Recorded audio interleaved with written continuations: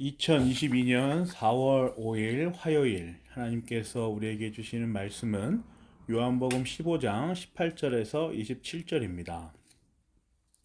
오늘 본문은 예수님께서 세상이 자신을 미워할 것이다 라는 것에 대해서 기록하고 있습니다. 예수님께서 말씀하신 논리가 아주 촘촘합니다. 하나씩 한번 따라가 보도록 하죠. 18절입니다. 세상이 너희를 미워하거든 세상이 너희보다 먼저 나를 미워하였다는 것을 알아라. 먼저 오늘 본문에는 여러 가지 단어들이 등장하는데요. 반복적으로 나타나는 단어들은 세상, 그리고 너희, 그리고 나, 아버지 이렇게 넷입니다. 너희는 이제 제자들을 말씀하시는 것이고요. 나는 이제 예수님 자신을 말씀하시는 것이죠. 18절은 세상이 너희를 미워하면 그것은 자신을 미워하는 것이다 라고 예수님께서 말씀하십니다. 그리고 이 미워함의 행위를 23절에서 더 확장시키십니다. 23절입니다. 나를 미워하는 사람은 내 아버지까지도 미워한다. 그러니까 세상이 너희를 미워하는 것은 사실 너희 자체를 미워하는 것이 아니라 근본적으로 하나님, 성부 하나님을 미워하는 것이라고 말씀하십니다. 이제 이어서 이렇게 말씀하시는 까닭을 설명하십니다. 19절입니다. 너희가 세상에 속하여 있다면 세상이 너희를 자기 것으로 여겨 사랑할 것이다. 그러나 너희는 세상에 속하지 않았고 오히려 내가 너희를 세상에서 가려 뽑아냈으므로 세상이 너희를 미워하는 것이다. 놀랍지 않습니까? 세상이 너희를 미워한다는 말씀의 핵심은 바로 성부 하나님의 선택에 달려 있습니다. 19절이죠. 우리가 방금 읽은 말씀이에요. 그러나 너희는 세상에 속하지 않았고 오히려 내가 너희를 세상에서 가려 뽑아냈으므로, 그렇죠? 선택에 근거하죠. 세상이 너희를 미워하는 것이다. 우리는 앞서 성부 하나님께서 자신의 뜻을 성자 하나님께 알려주시어서 성자 하나님은 그 뜻을 따른다라고 나누었습니다. 그 말씀이 여기에서 적용되고 있습니다. 성부 하나님께서 기쁘신 뜻으로 행하신 선택을 성자 하나님께서 땅에서 실행하고 계십니다. 이어서 예수님께서는 조금 더 구체적인 정황을 설명하십니다. 20절, 21절입니다. 내가 너희에게 종이 그의 주인보다 높지 않다고 한 말을 기억하여라. 사람들이 나를 박해했으면 너희도 박해할 것이요. 또 그들이 내 말을 지켰으면 너희의 말도 지킬 것이다. 그들은 너희가 내 이름을 믿는다고 해서 이런 모든 일을 너희에게 할 것이다. 그것은 그들이 나를 보내신 분을 알지 못하기 때문이다. 갑자기 20절에 들어서 예수님께서는 종과 그의 주인의 관계를 말씀하십니다. 무엇을 말씀하시는 것일까요? 바로 창조주와 피조물의 관계를 말씀하시는 것입니다. 존재론적인 지위의 차이가 나는 것이죠. 존재가 가지는 권위와 계층이 아예 다름을 먼저 예수님께서는 밝히고 계십니다. 그렇기 때문에 다음의 말씀이 유효합니다. 세상 사람들이 이 엄청난 간극의 차이를 그들이 모른다고 하여서 그들이 나를 박해하였다면 나에게 붙어 있는 너희도 박해할 것이다. 또 다른 한편 그들이 그 차이를 알고서 나의 말을 지켰다면 나에게 붙어 있는 너희의 말도 지킬 것이다. 무엇에 근거합니까? 바로 예수님 자신의 그 존재에 강력하게 이 내용이 붙어 있습니다. 정확하게 존재의 간극을 설명하시면서 예수님께서는 자신에게 붙어 있는 자들과의 연합을 강조하십니다. 이러한 일의 원인이 너희가 나를 믿고 나에게 붙어 있기 때문이다 라고 말씀하시면서 자신의 존재에 대해서 우리에게 교훈하십니다. 22절과 24절, 25절을 한번 보시죠.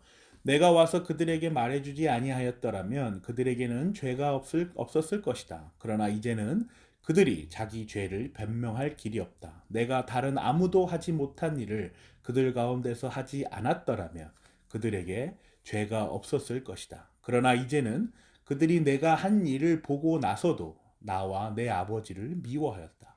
그래서 그들의 율법에 그들은 까닭 없이 나를 미워하였다고 기록한 말씀이 이루어진 것이다. 예수님께서 이 말씀으로 세상과 너희를 완전히 가르십니다. 구분하시죠. 세상이 변명할 길이 없는 것은 그들이 자신이 한 일들을 보고도, 예수님이 한 일들을 보고도 그 엄청난 이적들을 경험하였음에도 불구하고 자신과 성부 하나님을 믿지 아니한 것은 그들이 까닭 없이 아무런 근거 없이 성자와 성부를 미워한 것이다 라고 그렇게 말씀하시는 것입니다. 조금 복잡하죠? 자, 한번 보십시오. 성자 하나님 예수 그리스도께서는 땅에서 하나님께서 말씀하신 것들을 모두 행하셨습니다. 분명 이것은 일반 사람으로는 할 수 없는 그런 일이었습니다. 이는 단순한 기적이 아닙니다. 또 사람의 욕망을 채워주기 위한 이적도 아닙니다. 하나님을 드러내시는 사역입니다. 그 어떠한 사건 하나하나도 하나님을 드러내지 않는 사건이 단 하나도 없었습니다. 우리가 분명히 이것을 붙잡고 기억해야 합니다. 그런데 어둠이 빛을 거부하며 인정하려 들지 않는 것처럼 세상은 그 빛을 외면하는 모습을 보여줍니다. 빛을 빛으로 인정하지 않았습니다. 아무런 근거도 없이 말입니다. 이게 이제 22절, 24, 25절의 말씀이거든요. 빛을 빛으로 인정하지 않고 그런 근거에는 아무런 근거도 없이 그렇게 하였다. 그런데 사실 따지고 보면 엄밀히 말하자면 근거가 있을 수가 없습니다. 이 세상을 창조하시고 경륜하시는 존엄하신 삼위일체 하나님께서 자신의 존재를 드러내시는 데에는 그 선하시며 기쁘신 뜻 말고는 어떠한 조건을 필요로 하지 않으십니다. 그렇기 때문에 세상이 그것을 이해할 수 없는 것은 어찌 보면 당연합니다. 하나님과 창조주와 피조물 간의 그 간극 때문에 이해할 수 없는 그 선이 분명히 존재하는 것이죠. 그 경계가 분명히 있는 것이죠. 오직 그의 아들 그리스도께 붙어 있는 성도만이 이 빛을 빛으로 인식하며 받습니다. 어떻게 그럴 수가 있죠? 성도도 세상에 속해 있는 자들이 아닙니까? 그런데 그 아들을 믿음으로 해서 그 아들로 인하여서 하나님을 본다고 그렇게 묵상한다고 예수님께서는 우리에게 교훈하십니다. 이 사역을 성령 하나님께서 담당하시죠. 차차 또 이어서 내용을 나눠봅시다. 26절입니다. 내가 아버지께로부터 너희에게 보낼 보혜사 곧 아버지께로부터 오시는 진리의 영이 오시면 그 영이 나를 위하여 증언하실 것이다. 성부 하나님의 선택이 성자 하나님의 성육신으로 이어져 성령 하나님의 내주하심으로 늘 언제나 삼위일체 하나님께서 우리와 함께 하십니다. 바로 이 지점이 우리도 세상에 속해 있고 세상과 함께 살아가지만 우리만이 빛을 바로 볼 수 있고 빛을 빛으로 인정하며 받아낸다라는 강력한 근거입니다. 우리가 성부 하나님의 선택을 받는 것도 우리가 성자 하나님의 성육신을 경험하고 그 이적들로부터 삼위일체 하나님의 신성을 바라볼 수 있는 것도 우리가 성령 하나님의 내주하심으로 늘 하나님을 향하여 묵상할 수 있는 것도 거룩하여질 수 있는 것도 이 모든 우리의 성도됨은 삼위일체 하나님께서 우리 안에서 삼위일체 하나님으로 인도하시는 사역이기 때문에 그렇습니다. 삼위일체 하나님께서 우리를 삼위일체 하나님으로 인도하십니다. 우리 안에서 말이죠. 그래서 우리는 빛을 보고 빛이라 말하고 예수 그리스도의 사역을 보고 하나님의 사역을 경험하며 성령 하나님의 사역 가운데에 우리가 둘러싸여 있는 것입니다.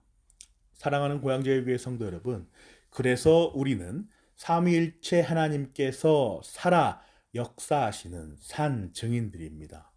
성도입니다. 그래서 27절에 이 말씀이 기록되어 있는 것입니다. 너희도 처음부터 나와 함께 있었으므로 나의 증인이 될 것이다. 처음부터 나와 함께 있었다. 무슨 말씀이시죠? 이는 단순히 베들레헴 마구간에서 성육신하시어 탄생하신 그 순간부터를 뛰어넘는 말씀입니다. 창조 전부터 만세 전부터 이미 우리를 택하시고 구원하시기로 예정하여 놓으셨던 하나님께서 그 창조의 시점부터 지금까지 그리고 다시 오실 그 날까지 늘 언제나 우리와 함께 계십니다. 그래서 지금을 사는 2022년 이 세계에 온 몸을 담고 살아가는 우리는 살아있는 증인입니다. 자, 이 말씀을, 이 교훈을 우리가 하나 기억해 보죠. 이 문장을 오늘 이 말씀을 통해서 꼭 기억하기를 바랍니다. 성도는 살아계신 삼위일체 하나님의 살아있는 증인입니다. 세상 속에서 세상이 너희를 미워할 것이다 라는 단 한 문장 속에 예수님께서는 이 엄청난 교훈을 함축하여 말씀하신 것입니다. 성도는 살아있는 삼위일체 하나님의 살아있는 증인입니다. 살아계셔서 지금도 역사하고 계시는, 우리 속에서 살아 움직이고 계시는 그 삼위일체 하나님을 보이는 살아있는 증인이 바로 성도라는 것입니다. 저와 여러분이 산 증인으로서의 성도의 삶을 귀하게 여기며 이 특권을 풍요롭게 누리고 부어주시는 그 은혜를 빠짐없이 모두 받아 우리 마음속에 촉촉히 가득히 채워 나가기를 간절히 기도합니다. 아멘.